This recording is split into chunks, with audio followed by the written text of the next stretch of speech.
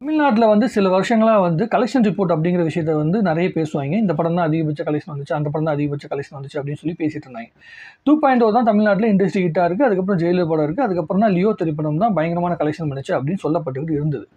நேத்து வந்து நேத்துலேருந்து ஒரு ட்விட்டர்ல பயங்கரமான ஒரு செய்தி வந்து பரப்பிட்டு இருக்கு. அதாவது லியோ படத்த தயாரிச்ச 7 ஸ்கிரீன் நிறுவனம் இருக்கு. அது வந்து பார்த்தீங்கன்னா, கேல்ஃப்ளிக் அப்படிங்கிற ஒரு கம்பெனி, கேல்ஃப்ளிக் பிரைவேட் லிமிடெட் அப்படிங்கிற கம்பெனில வந்து ரெஜிஸ்டர் ஆயிருக்கு. அந்த கம்பெனியோட ஆனுவல் ரிப்போர்ட்னு சொல்லுவாங்கல்ல, அந்த வருஷம் 2023ல அந்த கம்பெனி வந்து என்ன சம்பாரிச்சுது அப்படிங்கிற ரிப்போர்ட் வந்து பார்த்தீங்கன்னா சப்மிட் பண்ணுவாங்க. அந்த ரிப்போர்ட்ல வந்து ஒரு டீட்டெயில் சப்மிட் பண்ணியிருக்காங்க. 2023ல அந்த நிறுவனம் வந்து ஒரே ஒரு படம் தான் தயாரிச்சிருக்கு. பெரிய திரைப்படம். அது லியோ திரைப்படம் மட்டும்தான். கிட்டத்தட்ட 404 கோடி ரூபாய்கள் வந்து அந்த படம் வந்து கலெக்ஷன் பண்ணியிருக்கு. அதாவது எல்லாத்தையும் சேர்த்து கலெக்ஷன் பண்ணியிருக்கு அப்படின்னு சொல்லியிருக்காங்க. இன்னொரு பக்கம் என்னன்னா, அதில் வந்து டிஜிட்டல் ரைட்ஸ் வந்து பார்த்தீங்கன்னா 124 கோடி, அதே மாதிரி ஆடியோ ரைட்ஸ் வந்து 24 கோடி, ஹிந்தி வந்து 24 கோடி, அதே மாதிரி சவுத் சேட்டலைட்டில் வந்து பார்த்தீங்கன்னா 72 கோடிக்கு வந்து படம் விற்கப்பட்டிருக்கு. அதாவது தியேட்ரிக்கல் கலெக்ஷனில் வந்து நெட் கலெக்ஷன் அப்படின்னு ஒன்று சொல்லுவாங்க. அது வந்து பார்த்தீங்கன்னா 160.56 அப்படின்னு சொல்லியிருக்காங்க. அப்போ கிராஸ் கலெக்ஷன் அப்படின்னா, அதாவது நெட் கலெக்ஷன் அப்படிங்கிறது இந்த ஜிஎஸ்டி அதெல்லாம் போன பிறகு கடைசியாக வர கலெக்ஷன் தான் 160 கோடி. கிராஸ் கலெக்ஷன் அப்படிங்கிறத நம்ம வந்து அஃபிஷியலாக போஸ்டரில் வந்து பார்த்தீங்கன்னா ரிலீஸ் பண்ணுவாங்க. அந்த கிராஸ் கலெக்ஷன் வந்து 40% அப்படின்னு போட்டுக்கிட்டிங்கன்னா 224 கோடியாக வந்திருக்கும். அதே 50% கிராஸ் கலெக்ஷன் சேர்த்து போட்டிங்க அப்படின்னா 240 கோடி ரூபா கலெக்ஷன் வந்திருக்கும் அப்படின்னு வந்து சொல்லப்படுது. அப்போது கிட்டத்தட்ட 240 கோடி வந்து அந்த படம் வந்து தியேட்டருக்கெலாம் கலெக்ஷன் பண்ணியிருக்கு அப்படிங்கிற செய்தியை வந்து இங்கே பரப்பிட்டுருக்காங்க. இது உண்மையா பொய்யா, இந்த ரிப்போர்ட் எப்படிப்பட்டது அப்படிங்கிறதுக்கு உண்டான அந்த விஷயங்களை வந்து நான் விட்டுறேன். பட் ஆனால் அந்த கேல்ஃப்ளிக் அப்படிங்கிற கம்பெனி வந்து ஒரே ஒரு படம் தான் அந்த வருஷத்தில் தயாரிச்சிருக்குது. ஸோ லியோ படம் வந்து ஒட்டுமொத்தமாக சம்பாரிச்ச அமௌண்ட் அப்படின்னு பார்த்தீங்கன்னா 404 கோடி ரூபாய்கள் எல்லா ரைட்ஸும் சேர்த்து தான் வந்து சம்பாரிச்சிருக்கு. ஆனால் இவங்க வந்து 12 நாட்கள் 540 கோடிங்கிறது எப்படி அனௌன்ஸ் பண்ணாங்க, அப்புறம் 600 சில்லற கோடிங்கிறது எப்படி அனௌன்ஸ் பண்ணாங்க அப்படிங்கிறது லாஜிக்கலி நமக்கு தெரியல.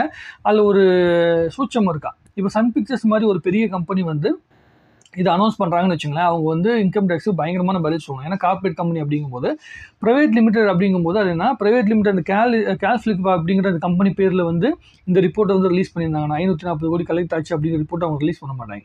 7 ஸ்கிரீன் அப்படிங்கிற அந்த கம்பெனி மூலமாக தான் ரிலீஸ் பண்ணுவாங்க. அது வந்து ஒரு ப்ரொடக்ஷன் கம்பெனி.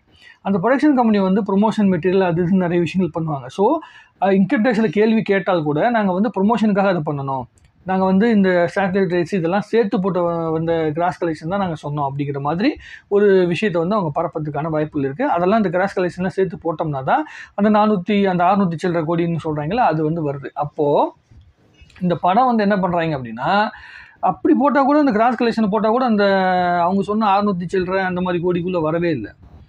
சேட்டலைட் ரைட்ஸ்லாம் எடுத்துக்கிட்டிங்கன்னா ஒன்றுமே இல்லை. அப்போ தியேட்ரிக்கலாகவே இந்த படம் இவ்வளோ கலெக்ஷன் பண்ணிச்சு 600 கோடி அப்படின்னு அவங்க சொன்ன செய்தி தான் நமக்கு ஒரு கேள்விக்குறியாக வந்து நிற்குது. ஸோ இது வந்து எத்தனை நாட்களாக நடக்குது அப்படிங்கிறது தெரியல. இப்போ வந்து 600 கோடி சொன்ன லியோ படத்துக்கே அந்த நிலைமைனா, இப்போ கோட் திரைப்படம் வந்து 400 சில்லற கோடி சொல்லியிருக்காங்க. அதுக்கு என்ன நிலவரம் அப்படின்னு தெரியல. உண்மையான கலெக்ஷன் ரிப்போர்ட் என்ன அப்படிங்கிறது தெரியல. அது ஆனுவல் ரிப்போர்ட் வந்துச்சுன்னா ஏஜிஸோட ரிப்போர்ட் வச்சு பார்க்கலாம். பட் அதில் ஆனால் டிராகன் படத்துடைய கலெக்ஷனும் சேர்ந்து வந்து வரத்துக்கு உண்டான வாய்ப்புகள் இருக்கனால நம்ம கரெக்டாக கணிக்க முடியாது. பட் ஆனால் லியோ படம் வந்து தனியாக துண்டாக அந்த வருஷம் தயாரிச்சிருந்தாங்க அப்படின்னா நம்மளால் கணிக்க முடியுது.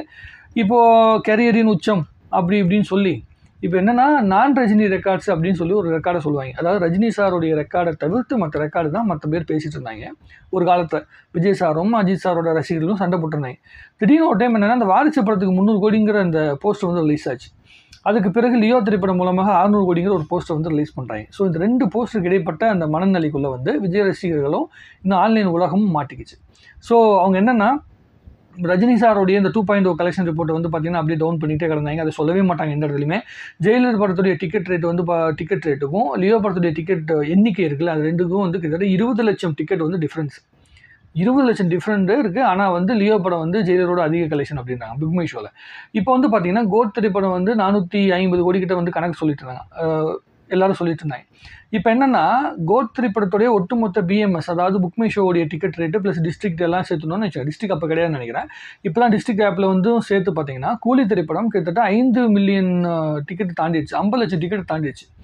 அப்போது கோட் திரைப்படத்துடைய டிக்கெட் ரேட்டோட 5 லட்சம் டிக்கெட்டுக்கு மேலே போயிட்டுருக்கு அப்படிங்கும்போது அப்போ கலெக்ஷன் ரிப்போர்ட்டை வந்து அஃபிஷியலாக அவங்க என்ன அறிவிச்சிருக்காங்க, 404 தான் அறிவிச்சிருக்காங்க. அப்போது இது எந்த கணக்கில் வருது, அப்போ எதை வச்சு இவங்க சொல்கிறாங்க? அப்போ வந்து ஒரு ஃபேன் தியரின்னு ஒன்று சொல்லுவாங்கல்ல, இந்த விஷயத்தெல்லாம் வந்து கவனிக்கும் போது ஃபேன்ஸ்லாம் நிறைய பேர் பேசிகிட்டு இருக்கும்போது டிஸ்கஸ் பண்ணும்போது ஒரு விஷயத்தை கவனித்தேன். என்னென்னா, எப்போல்லாம் வந்து டிக்கெட்டோட எண்ணிக்கை கம்மியாகுதோ அப்போல்லாம் கலெக்ஷன் ரிப்போர்ட் வந்து போஸ்டர் ரிலீஸ் ஆகுது. அப்போ ரிலீஸ் ஆகும்போது என்ன பண்ணுறாங்க, அதை வச்சு ஒரு ப்ரொமோட் பண்ணுறாங்க. இந்த கலெக்ஷன் இவ்வளோ வந்துருச்சு அப்படிங்கிற ஒரு விஷயத்தை வந்து வச்சு ஆடியன்ஸ் உள்ளே கொண்டு வரலாம் அப்படிங்கிற மனநிலைக்குள்ளே பண்ணுறாங்க. அதெல்லாம் வந்து ஒரு தப்பான விஷயத்தை, தப்பான ஒரு அபிப்பிராயத்தை நோக்கி வந்து ஆடியன்ஸ் கிட்ட போயிட்டே இருக்குது. ரிவ்யூவர் அப்படிங்கிறவங்க வந்து ஒரு அவங்களுடைய வேலைக்கு ஒழுங்கான எத்திக்ஸ்லாம் வந்து வேலை செய்யலை அப்படிங்கிறது நமக்கு வந்து கூலி திரைப்படத்தின் மூலமாகவே நமக்கு தெளிவாக தெரிஞ்சு போச்சு. ஒரு அஜெண்டா ஓரியன்டான திங்கில் வந்து மை திங்க் செட்டில் வந்து பார்த்தீங்கன்னா இங்கே வேலை செஞ்சுட்டு இருக்காங்க அப்படின்னு தெரிஞ்சதுனால தான் சன் பிக்சர்ஸுங்கிற வந்து ரெப்யூட்டட் கம்பெனி அவங்க அஃபிஷியல் ரிப்போர்ட்டை அறிவிக்க ஆரம்பிக்கிறாங்க. ஸோ இதுக்கப்புறம் இது வந்து ஒரு நல்ல ஒரு ட்ரெண்டாக வரணும், ஒரிஜினலான கலெக்ஷன் என்ன அப்படிங்கிறது தெரியணும், யார் உண்மையாக கலெக்ஷன் அடிக்கிறாங்க அப்படிங்கிற விஷயம் தெரியணும் அப்படிங்கிறதுக்காக தான் அந்த ரிப்போர்ட் வந்து அறிவிச்சிருக்காங்க. இதற்கு பிறகு யாருமே வந்து ஃபேக்காக உருட்ட முடியாது. மக்களுக்கு இந்த ஆனுவல் ரிப்போர்ட் மூலமாக ரிஃப்ளெக்ட் ஆகும் அப்படிங்கிற விஷயம் வந்து தெரிஞ்சிருக்கணும். சரி, இப்போ நீங்கள் வந்து சன் பிக்சர்ஸ் வந்திருக்கு அப்படின்னு சொல்லி கேட்டிங்கன்னா, அதே மாதிரி சன் பிக்சர்ஸோட 2023 ரிப்போர்ட் எடுத்து பாருங்கள். அதில் வந்து 600 கோடிக்கு மேலே ஜெயிலர் வந்து கலெக்ட் பண்ணிச்சு அப்படிங்கிற விஷயம் ரிப்போர்ட்டில் இருக்குது. ஏன் அண்ணாத்த திரைப்படம் கூட வந்து ரிலீஸ் ஆன டைமில் வந்து 250 கோடிக்கு மேலே 150 கோடிக்கு மேலே கலெக்ஷன் வந்துச்சு அப்படிங்கிறது உண்டான ரிப்போர்ட்டு சன் பிக்சர்ஸோடைய ஆனுவல் ரிப்போர்ட்டில் வருது.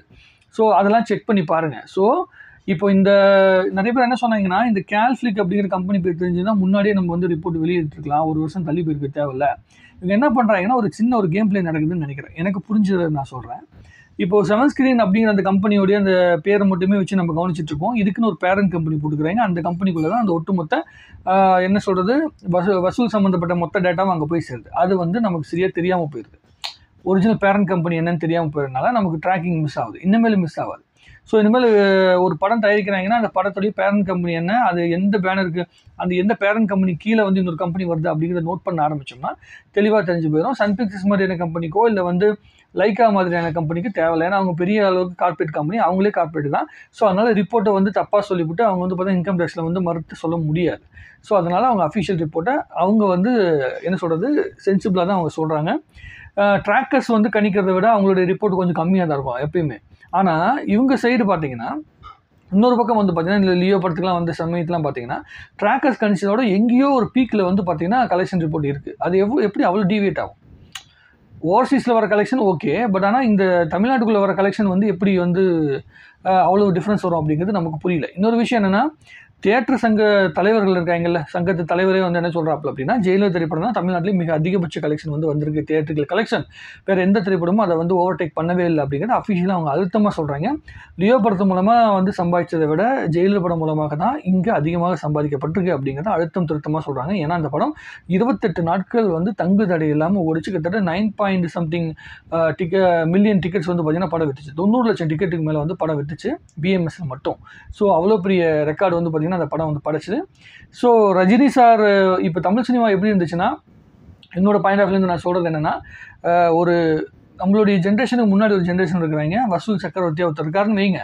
அவங்க என்ன பண்ணணும்னா, அந்த ரெக்கார்டு அப்படிங்கிற விஷயத்த மறைச்சி என்னோட ரெக்கார்டை மேலே கொண்டு வரணும் அப்படின்னு சொல்லி வந்து ஒரு நடிகர் ஆசைப்பட்டார்னா அது நடக்காது. காலம் அதை காட்டி கொடுத்துரும். எத்தனை நாளைக்கு உருட்டிட்டு இருக்க முடியும்? இப்போ அஃபிஷியலாக வந்து பார்த்தீங்கன்னா அது காட்டி கொடுத்துருச்சு. இப்போ போய் இதை எப்படி போய் முட்டு கொடுக்க போகிறாங்க அப்படின்னு நமக்கு தெரியாது. இப்போ நான் சொன்ன டேட்டாவோ இல்லை இது இந்த போஸ்டரில் நீங்கள் இவ்வளோ நேரம் வந்து அந்த ஃபோட்டோவில் பார்த்துருக்கீங்களா, இந்த டேட்டாவோ தப்பு அப்படின்னா, இல்லை நீங்கள் வந்து அஃபிஷியலாக வந்து நீங்கள் ப்ரூவ் பண்ணுங்கள். அது ஏன் என்னோட வார்த்தைகளை தப்புன்னா நான் திருத்திக்கிறேன். உங்களுடைய கலெக்ஷன் ரிப்போர்ட்டில் தப்புன்னா நீங்களும் திருத்திக்கிங்க. சரிங்களா? மறுபடியும் அடுத்த வீடியோவில் சந்திப்போம். இன்றைக்கி வந்து விஜய் சாரோட மாநாடு ஒன்று இருக்குது. மாநாட்டில் வந்து விஜய் அவர்கள் என்ன பேச போகிறார் அப்படின்னு பார்த்துட்டு, மாநாடு சம்மந்தப்பட்ட டீட்டெயிலை, அவருடைய பேச்சுகளில் இருக்கிற டேட்டாஸ் எடுத்துகிட்டு வந்து உங்கள்கிட்ட நான் டீட்டெயிலாக உட்காந்து டிஸ்கஸ் பண்ணுறேன். அப்போ நிறைய பேசலாம். சரியா? நன்றி, வணக்கம். வாழ்க தமிழ்நாடு, வளர்க தமிழ் சினிமா.